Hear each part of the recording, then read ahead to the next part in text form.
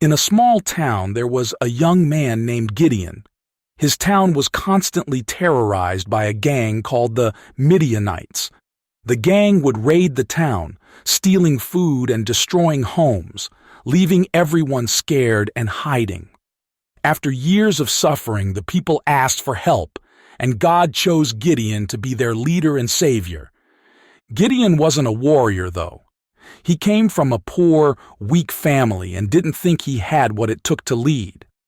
One day, while he was preparing food in secret, an angel appeared. The angel told him he was the one chosen to save his people. Gideon was shocked and doubted he could do it, but the angel assured him he was stronger than he thought. Still unsure, Gideon asked for proof. He set up a test. If God was truly with him, he asked that a towel he left outside overnight would be wet while the ground stayed dry. The next morning, it happened exactly as he requested. Even then, Gideon wasn't fully convinced, so he asked for the opposite to happen the next night. Again, it did. With these signs, Gideon finally believed he was meant to lead and save his people. Gideon gathered a large group of 32,000 people to face the Midianites. But God had a different plan. Wanting everyone to know that the victory wasn't just from their numbers, God asked Gideon to send home anyone who was afraid. After that, only 10,000 remained. Even then, God decided the group was still too large.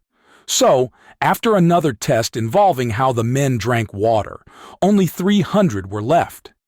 With just 300 men, Gideon prepared to face the huge Midianite gang. Instead of using regular weapons, God told Gideon to give each man a trumpet, a glass jar, and a flashlight. In the middle of the night, Gideon's men quietly surrounded the enemy camp.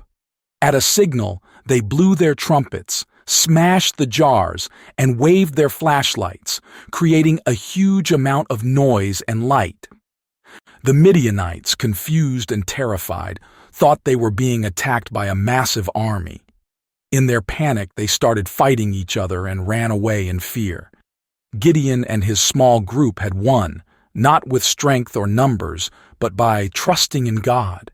The town was finally safe, and Gideon learned that even the smallest, most unlikely group could achieve great things with faith and courage.